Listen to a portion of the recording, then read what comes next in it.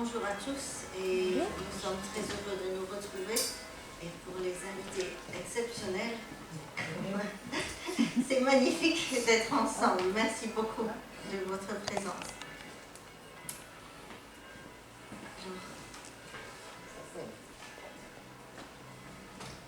Il n'y a point d'autre Dieu que moi. Je suis le seul Dieu. Juste. Oui. Attention, parce que... Alors l'Éternel dit dans Ésaïe 45, verset 21b, il n'y a point d'autre Dieu que moi.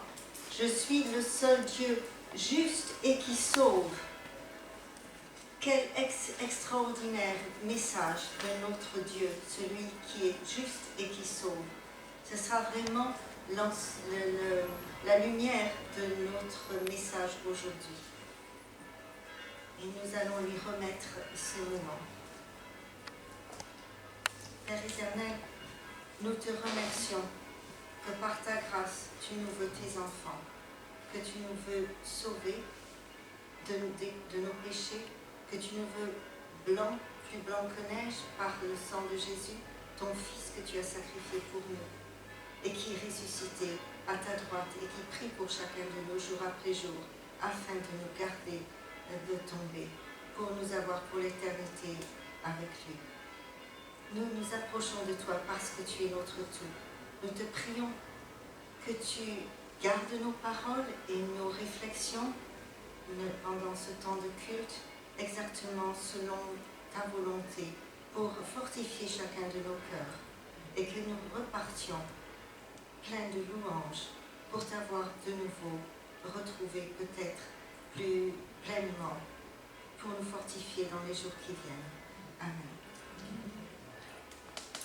Alors, nous allons commencer en chantant « Tournez les yeux vers le Seigneur et rayonnez de joie ». C'est un impératif, tournez les yeux vers le Seigneur.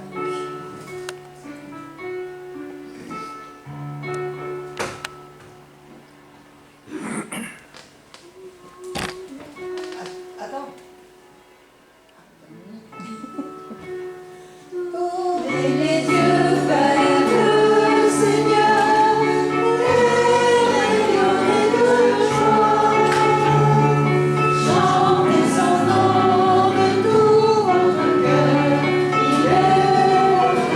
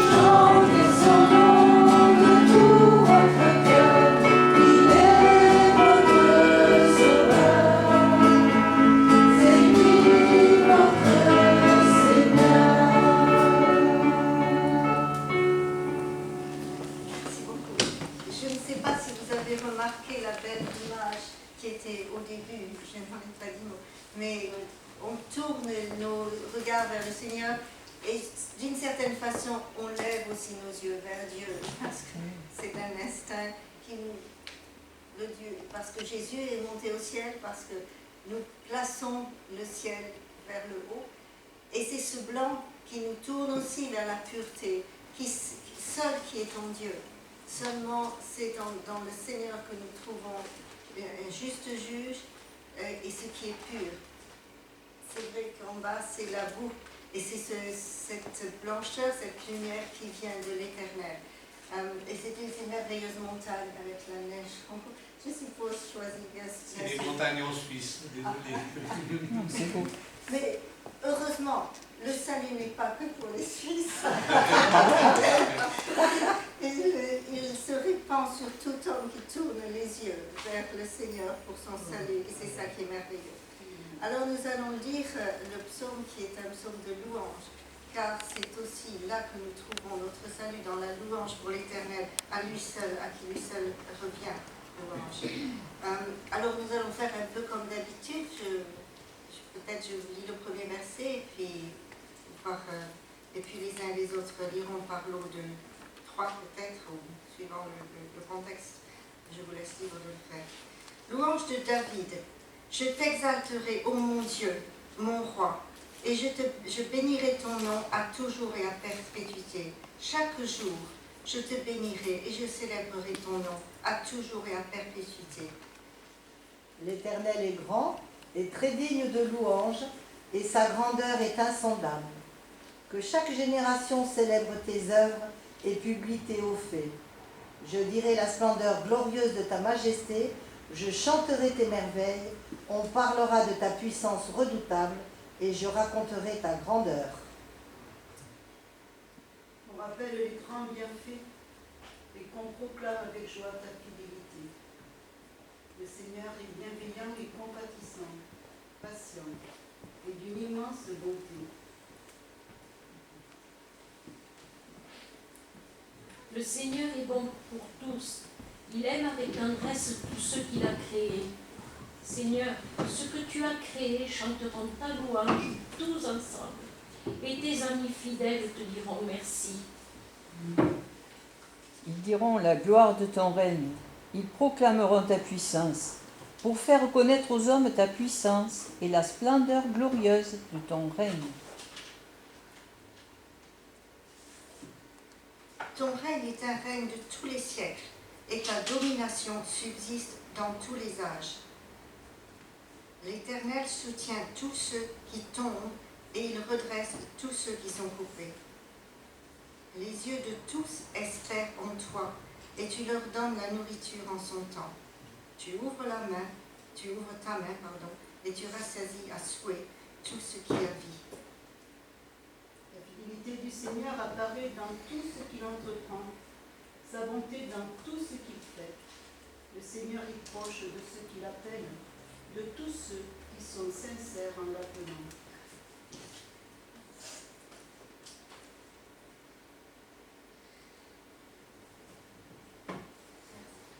Il accomplit les désirs de ceux qui le craignent.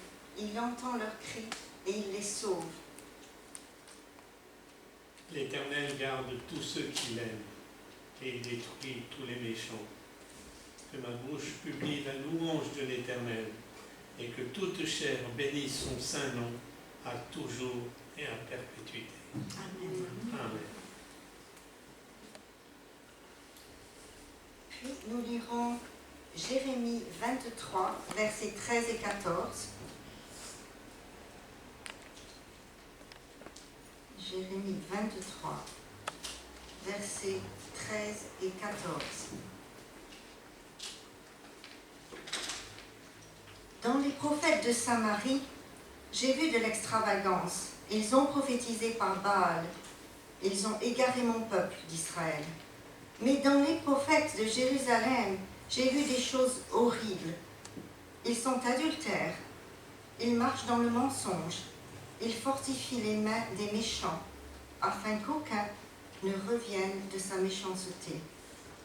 Ils sont tous à mes yeux comme Sodome et les habitants de Jérusalem comme Gomorrhe.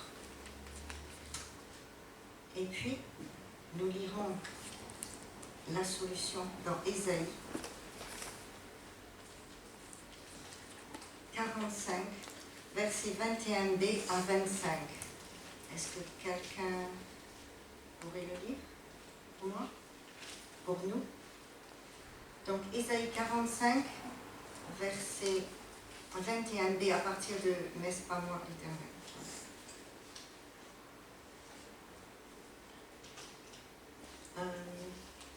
Jean-Paul? Oui, ça va venir.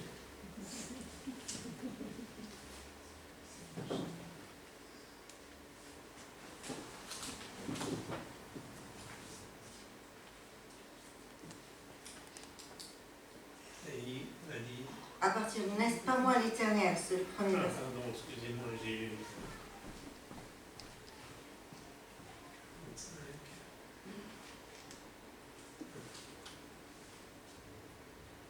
De 21b jusqu'à 25. Merci beaucoup.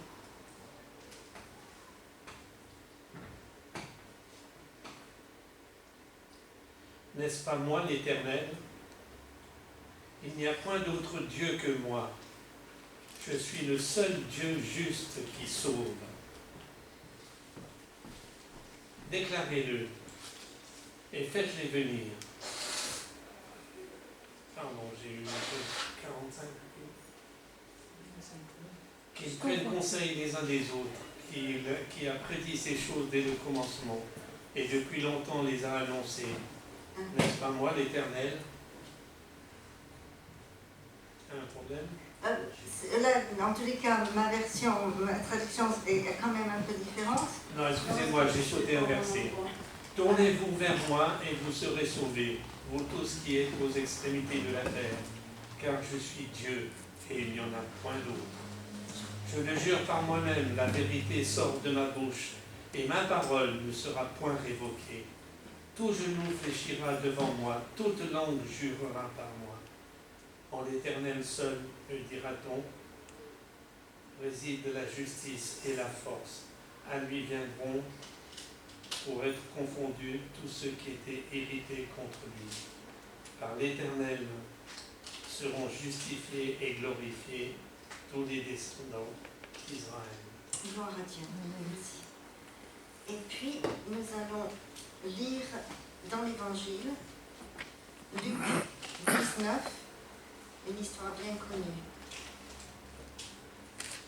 Est-ce que Catherine peut nous le lire? C'est le vers du verset 1 à 10. J'arrive. Alors, Donc, Luc 19, verset 1 à 10. ça roule. Jésus était entré dans Jéricho et traversait la ville.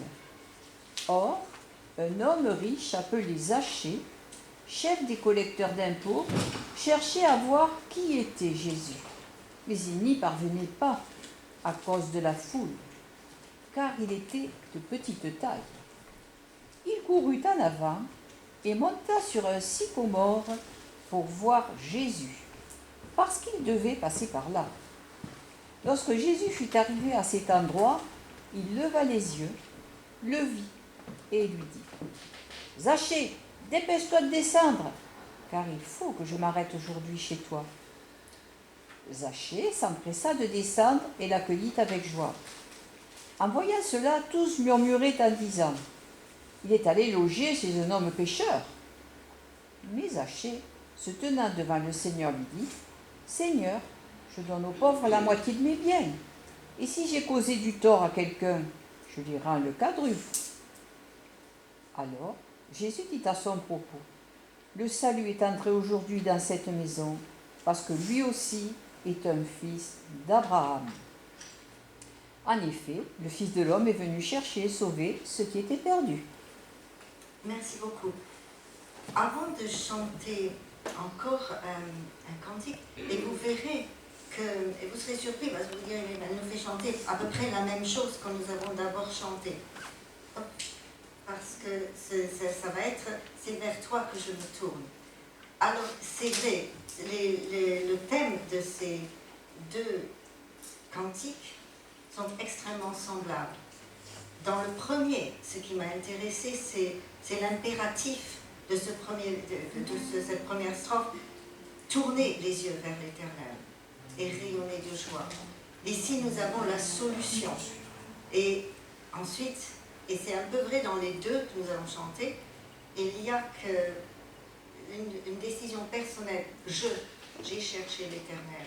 J'ai cherché l'Éternel, il m'a répondu. Et il y a l'impératif qui nous donne la voie du salut, et il y a notre réponse personnelle, ce que moi je fais, qui est essentiel à la réponse de la proposition de l'Éternel, à sa solution. Vous avez vu aussi, peut-être si vous aviez le partenaire de prière, que j'ai rajouté Jérémie au texte qui n'était pas prévu. Parce qu'il me semble que ça faisait une balance. Dans l'Ésaïe, nous avons la solution, il faut nous tourner, il faut chercher notre solution en Dieu. Dans Jérémie, nous avons le problème.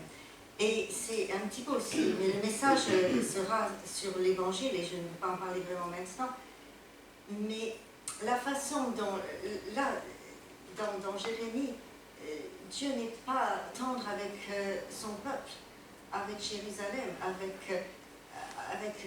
Israël, avec ce qu'il avait choisi, mais il avait mis des gens, des gardiens, les prophètes, qui devaient enseigner la vérité. Natalia, comme vous le savez, souvent nous envoie des DVD. Elle a envoyé un DVD qui est très choquant, mais qui révèle énormément la façon dont nous pensons. Et là, on voit dans Zachée que les gens sont choqués que Jésus aille chez Zachée, qu'il voit comme quelqu'un de souillé, de mal, de méchant. Et c'est notre vision qui nous met sur un piédestal parce que nous sommes les gens qui appartenons aux groupes chrétiens, qui sommes bien, qui sommes respectables, et par conséquent, nos actions sont justifiées par nous-mêmes, par cette position. Qu'en est-il? Que dit Dieu de notre mentalité, de nos actions? C'est vrai pour nous, chacun de nous, de nous remettre toujours à la lumière. Et c'est pour ça que je l'encadre avec ce cantique. Attention, attention, attention, tournez les yeux vers l'Éternel. Et là est la solution. Mais si vous ne le faites pas, vos pieds vont glisser. Vous allez, sans vous en apercevoir, vous justifier et commencer à ne plus du tout marcher dans les voies du Seigneur. C'est pour ça que nos journées, notre vie, soient sûres d'être encadrées par une volonté personnelle, jour après jour, de remettre notre vie au regard de Dieu. Le Saint-Esprit, alors, nous montrera les noirceurs et que notre volonté soit de laisser Jésus corriger quand c'est nécessaire. Cette vidéo, ce DVD très troublant, c'était deux hommes qui voulaient sauver leur fils. Un était le chef de la mafia, l'autre était un juge intègre. Le juge intègre, voulant s'en dépatouiller de là où s'était mis son fils, va devenir juste comme le chef de la mafia, sans s'en apercevoir et toujours, parce que lui était quelqu'un de bien et quelqu'un de bien. Et il ne va pas s'apercevoir du déraillement. C'est aussi ce que nous dit Jérémie. C'est quelque chose qui revient très souvent. De nos sociétés, de nous-mêmes, il faut absolument, jour après jour, c'est notre seul salut. Vraiment, que la place principale, jour après jour, soit guidée par notre Seigneur. Et pour ça, nous avons, oui, heureusement, la parole de Dieu pour nous recaler, pour nous remettre en place. Mais utilisons-le. Et jour après jour, tournons les yeux vers ce que Dieu veut dans notre vie. Quelle est sa parole? Qu'est-ce que lui dit sur ce qui se passe autour de nous? Qu'est-ce que lui dit dans sa vie? Quel est lui son jugement? Et restons attachés à sa parole. Voilà, alors nous allons chanter cet autre cantique, comme vous verrez, qui est très semblable au premier, mais pour une bonne raison. C'est vers toi que je me tourne. C'est vers toi que je me tourne. Je veux marcher dans tes voies. Je lève mes mains pour te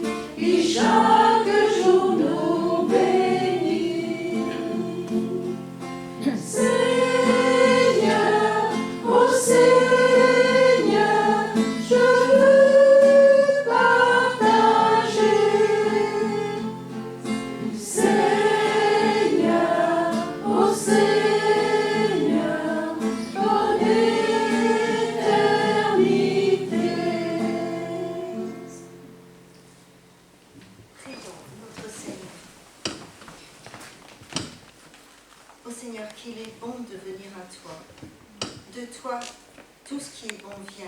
Notre vie dépend de toi. Tu nous l'as donné pour que nous te rencontrions, pour ta gloire, pour notre bonheur, parce que tu es tout ce qui est bon. Nous te remercions que nous puissions te donner nos vies, que nous puissions prier pour nos familles et te les remettre. Nous te remercions, Seigneur, pour ton regard sur nous, pour tes bénédictions.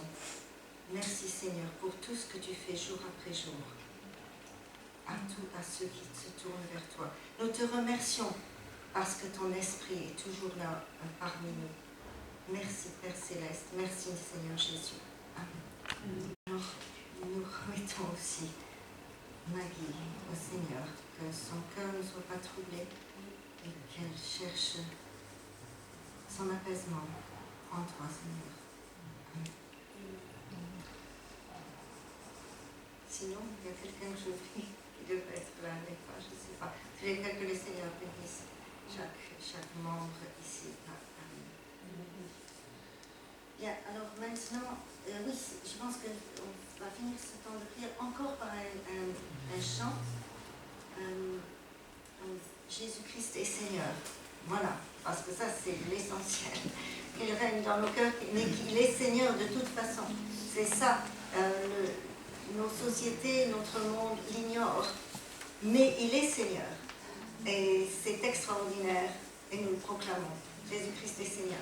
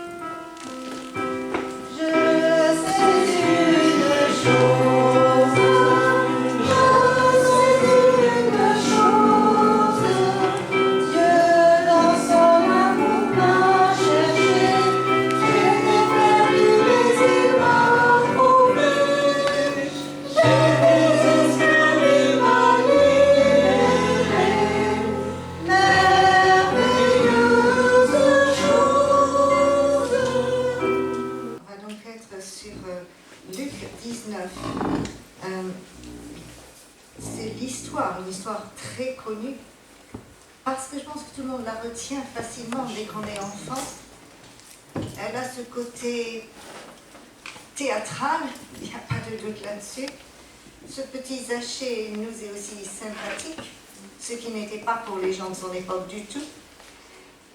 Et lui ne se sentait pas apprécié. Donc pour nous, cette histoire, tout le monde la connaît bien. Mais pour Zachée, parce que ce n'est pas seulement un personnage d'histoire. C'est quelqu'un qui a bien vécu. C'est quelqu'un comme moi. C'est la vie de quelqu'un. Pour lui, qu'est-ce qu'a été cette journée? Cette journée, ça a été la journée lumineuse. Ça a été la journée où le carcan, la prison de sa vie de mépris a été brisée par l'entrée chez lui de Jésus. Si on remet les choses dans le contexte, Jésus va de ville en village, il a fait ça pratiquement tout le temps de ses 3 ans de sa mission sur la terre. Il va de ville en village et là il était en chemin pour Jéricho où il est rentré. Alors quand on dit, c'est ce chemin qu'il parcourt, sur ce chemin, il y a les foules qui se massent. C'est la nouvelle star, c'est le philosophe du temps, c'est le médecin magnifique. Tout le monde veut voir cette nouvelle personnalité à la mode. Et donc, un peu comme quand la reine est morte, pourtant elle était morte, c'est sûr qu'elle n'avait plus d'autorité sur qui que ce soit. Mais les gens se massent et Jésus, lui, vient pour voir la personne, pour voir celui-ci, celle-là. Il sait déjà qui il va rencontrer. Il vient rencontrer et sauver une personne spécifique tout au long de ses parcours. Et dans nos vies qu'il a créées, c'est le parcours aussi où il accompagne pour trouver le bon temps, pour nous accoster, pour nous parler, pour nous sauver. Quand on pense à Jéricho, il y a une autre histoire tout de suite qui vient en tête, qui est aussi une histoire de murs qui se sont effondrés. Et au début de cette histoire, ce qui a rendu possible au début, c'était aussi une femme enfermée dans son rang social de mépris, un petit peu comme les intouchables en Inde. Elle était née dans cette classe, elle était prostituée, de naissance, je dirais, et de métier, probablement pas choisi, mais imposé par là où elle était née. Cette femme a entendu ce qui se passait pour le peuple d'Israël. Elle a entendu que leur Dieu accomplissait des miracles, les délivrait. C'était évident que ce n'était pas eux, c'était un peuple méprisable. Ils n'avaient rien d'une armée. Et pourtant, ils gagnaient les combats contre Amon, contre les différents peuples. Et elle a vu que là, c'était le vrai Dieu, c'était l'Éternel. Et elle a eu la foi. Elle a décidé de croire en ce Dieu. Elle a vu ça, c'est le vrai Dieu, c'est l'Éternel. Et grâce à sa foi, non seulement elle a donné la victoire possible au peuple d'Israël, mais elle a sauvé sa vie, la vie de ses enfants. Et Dieu l'a honorée en le prenant sa famille et la fête maintenant juive, le peuple d'Israël, et l'a intégrée dans sa famille proche, puisqu'elle est dans la généalogie de Jésus. Elle est une aïeule de Jésus. Combien c'est extraordinaire! Par la foi de cette femme, les murs de Jéricho sont tombés. Par la foi de cette femme, elle a été mise dans la famille de Jésus. Et elle était pourtant aussi quelqu'un qui était méprisé. C'est un grand miracle et encouragement que nous sachions et que nous nous souvenions que le Seigneur nous veut tels que nous sommes, car il nous a créés tels que nous sommes, pour nous sauver, pour nous avoir près de lui pour l'éternité, qui que nous soyons. C'est magnifique. Alors Zachée ne le sait pas encore, mais il a entendu que Jésus était là. Et lui mise aussitôt là-dessus. Il a 2 grands inconvénients. Il est un sale riche, sale parce qu'il bâtit sa vie sur le profit qu'il ajoute à sa collecte des impôts pour Rome, l'ennemi évidemment. C'est une position extrêmement inconfortable. Et il est petit, ce qui rendra difficile pour lui de voir Jésus. mais il veut absolument voir Jésus. Cet absolu nous rappelle un autre personnage qui ne pouvait pas voir parce qu'il était aveugle. C'est dans le chapitre juste précédent. Et lui aussi, pour lui, rencontrer Jésus, c'était vital. Il était le long du chemin et il a crié et il a été sûr qu'on entende. Et pour lui, la rencontre avec Jésus, c'était son seul espoir. C'était vital. Et Jésus a répondu à cet appel. Et il lui a donné plus qu'il ne pensait. Il lui a dit qu'il avait acquis le salut de son âme. Et maintenant, il voyait. C'était quelque chose d'extraordinaire. Il avait misé tout sur rencontrer Jésus. C'était le seul espoir qu'il avait. Jésus a répondu à cet espoir. Parce que c'était son tout pour Zachée. Il y avait un autre jeune homme riche. Pour lui, sa richesse n'était pas un inconfort.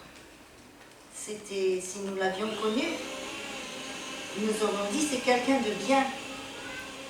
Il est instruit, il fait tout parfaitement, il s'occupe très bien de sa famille, mais rien ne manque. Lui désirait aussi voir Jésus, entendre ce philosophe lui parler. C'était un petit... Mais pour lui, lorsqu'on lit le texte, il désirait vraiment... C'était une célébrité. Comment lui ne pouvait pas la rencontrer? Mais il voulait connaître son enseignement. Mais on a l'impression que pour lui, c'était une addition à sa perfection. Il ne pouvait laisser tomber son confort et son statu quo, là où il se trouvait, son niveau dans la société, pour l'échanger avec ce que Jésus lui propose. Et il voulait l'ajouter comme un autre diplôme, une décoration supplémentaire, une connaissance de plus. Mais ce n'était pas son tout. Zachée, dans sa façon de courir, il veut voir Jésus avec une intensité de salut. Pour lui, il vit dans ce carcan de mépris et il ne peut même, je ne sais pas s'il oserait être parmi la foule, de toute façon, il devance la foule dans son enthousiasme. Il faut absolument qu'il voie Jésus. Mais il n'oserait pas non plus se mettre au niveau de Jésus. Il n'oserait pas peut-être vraiment être là. Il aurait peur que la foule peut-être lui lance des pierres parce qu'il n'est vraiment pas apprécié. Mais c'est un petit peu, ça me rappelle un peu le centurion dans Matthieu 8. Vous savez, ce centurion qui vient vers Jésus pour qu'il guérisse son serviteur. Aussi, quelque chose qui ne peut que toucher le cœur de Jésus, puisque ce centurion, qui n'était pas juif, qui était romain, mais il a à cœur son serviteur, il a compassion de son serviteur.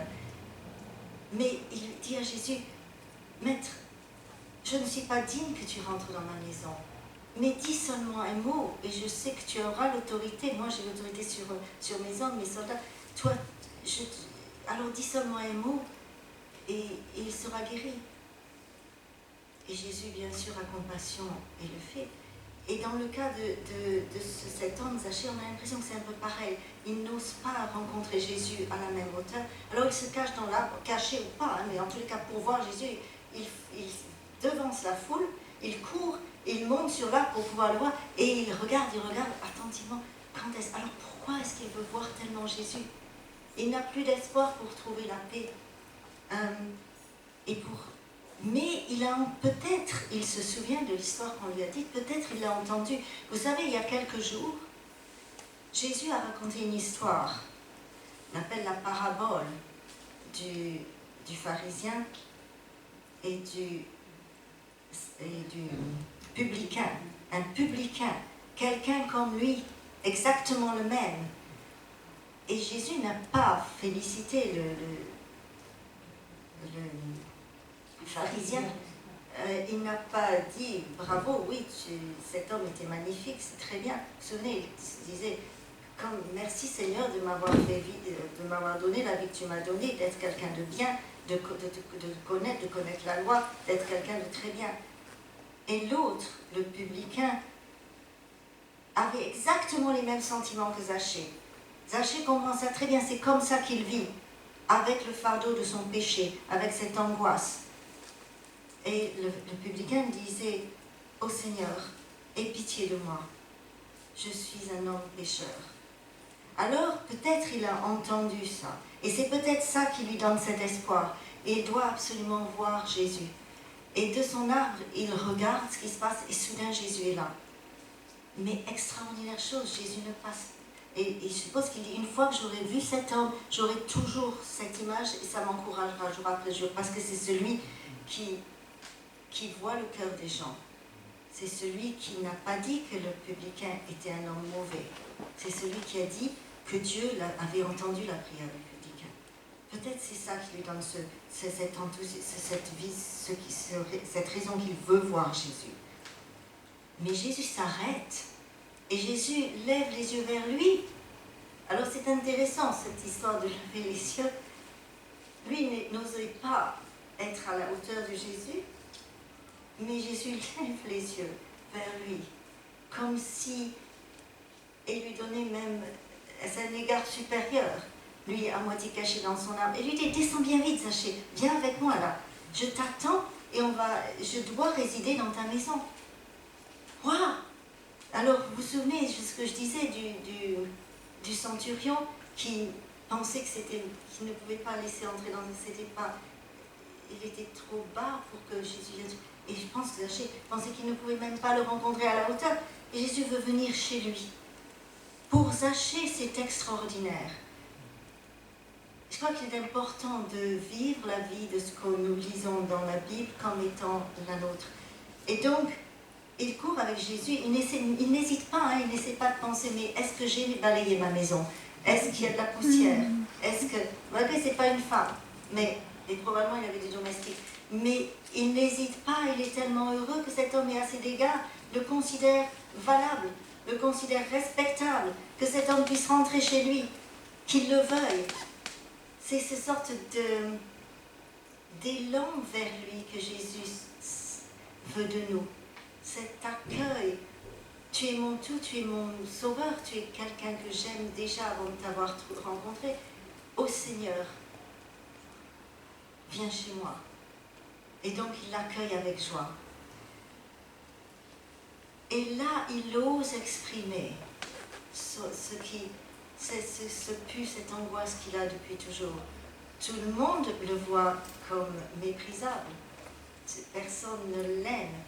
Et il dit, mais Zachée se tenant devant le Seigneur, lui dit, alors je ne veux pas étaler ce que je fais, mais vois, en fait, je donne aux pauvres la moitié de mes biens.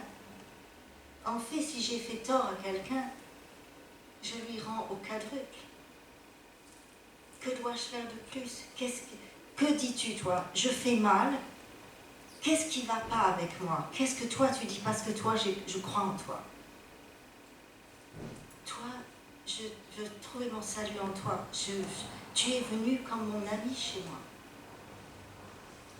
Et Jésus ne le condamne pas. Alors certains mettent ce passage au futur. C'est peut-être un présent progressif, mais c'est tout de même un présent. Cet homme, deep down, profondément, craignait Dieu. Et sa crainte de Dieu, il l'exprimait dans sa générosité que personne ne voyait. Parce qu'il était enfermé dans son groupe social. Mais Jésus ne fait pas cas de notre groupe social. Il est venu et il est rentré dans cette maison qui avait besoin d'entendre la voix du salut, de rencontrer la chaleur du regard de Dieu, de rencontrer en fait celui qui était déjà son maître, mais que personne ne reconnaissait comme étant le maître de cet homme. Et Jésus dit à ceux qui d'ailleurs sont là, on pourrait dire, waouh, il est allé chez cet homme qui est un pécheur, qui vit du gain qu'il fait sur l'argent des autres. Et Jésus écoute cet homme et il ne le condamne pas du tout. En fait, il se tourne, je dirais, vers les autres et il dit, celui-ci est aussi un fils d'Abraham. Et à tout homme qui vient, et à chacun de nous, pour qui Jésus est notre sauveur, il est celui sur qui nous misons notre tout, qui est notre espérance. Pour ceux qui viennent avec cette impression que nous ne sommes pas dignes de toi. Mais tu es mon seul salut. Alors nous entendons qu'il est là pour nous. Et oui, il est mort pour nous. Notre péché est effacé. Et nous devenons enfants de Dieu. Nous devenons... Non, ça c'est extraordinaire. Celui-ci est aussi fils d'Abraham, car le Fils de l'homme est venu chercher et sauver ce qui était perdu.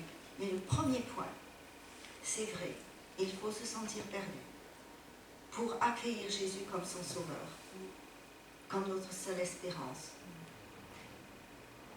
Et c'est là toute la différence. Alors, est-ce que notre foi, notre façon d'être chrétien, et selon les moments de notre vie, je pense que nous devons être sincères, que nous le voyons d'une façon ou d'une autre, c'est un confort supplémentaire, une assurance tout risque, ça nous met bien dans notre communauté, c'est quelque chose qu'il faut avoir pour se sentir bien vu. De nos jours, c'est pas si évident. C'est qu'est-ce que c'est, qui est Jésus pour moi? Est-ce que c'est mon tout? Est-ce qu'il est cette waouh? Il y a des moments de la vie, et je pense qu'il est absolument essentiel qu'à un moment nous ouvrions notre maison exactement comme Zachée l'a fait, et que ce soit avec ce waouh, et qu'il prenne toute la place parce qu'il est notre seule espérance. Au cours du temps, je crois qu'il faut être sincère. Et au cours du temps, les soucis de la vie, tout ce qu'on entend aux informations, toutes sortes de choses, voilent parfois notre nécessité de voir Jésus comme notre sauveur, de voir comme notre tout. Cette pureté de notre première émotion, je crois qu'il faut être sincère. Mais Jésus, heureusement comme il l'a fait avec Pierre, comme il le va avoir d'autres moments dans notre vie pour nous retrouver la fraîcheur de notre amour pour lui, parce qu'il nous aime tant. C'est pas qu'il est un tyran, c'est exactement l'inverse. C'est que dans l'amour de Jésus pour nous, nous avons la connexion avec notre Père qui nous veut pour la vie éternelle dans son royaume céleste. Ce royaume où ici nous avons un soupçon de sa grandeur, comme nous voyons la nature, la beauté, comme dans tout ce qui est bon, qui est beau, qui nous réjouit, c'est un soupçon de la splendeur de Dieu. Lui, il nous veut dans la splendeur céleste, avec des corps célestes. Il nous a créés pour l'éternité avec lui. Alors, cette question, revoyons-nous et retrouvons la fraîcheur de notre enthousiasme pour laisser Jésus, le Maître, et vraiment s'installer confortablement dans notre cœur, dans notre vie, et que le Saint-Esprit règne, balaye et illumine nos vies pour sa gloire, pour notre bonheur, pour la force dans les épreuves, pour que ce triomphe, on va finir en chantant triomphant, chantant d'allégresse. Ce triomphe, il ne vient pas de nous. Ce triomphe, il vient, c'est le triomphe de notre Seigneur sur nos angoisses, sur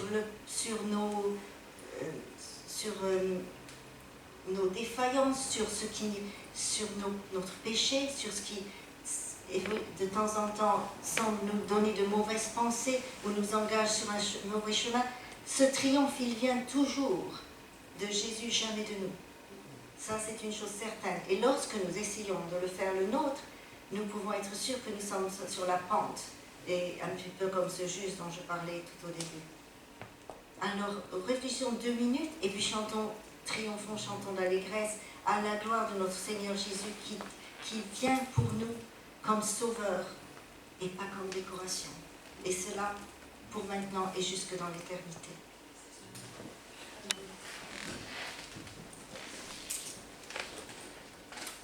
Alors chantons, triomphons, chantons d'allégresse.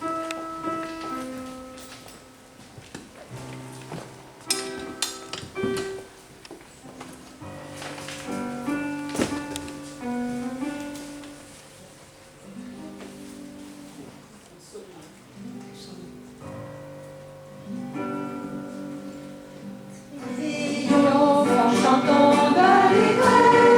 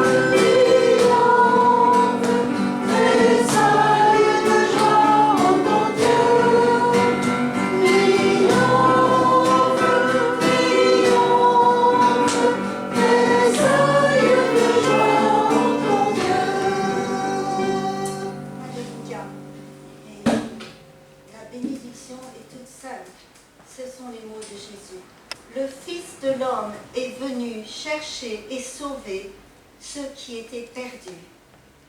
Et voici, je suis avec vous tous les jours jusqu'à la fin du monde. Amen et Alléluia. Amen. Et que nous vivions notre journée Merci. dans la paix, dans la joie du Seigneur.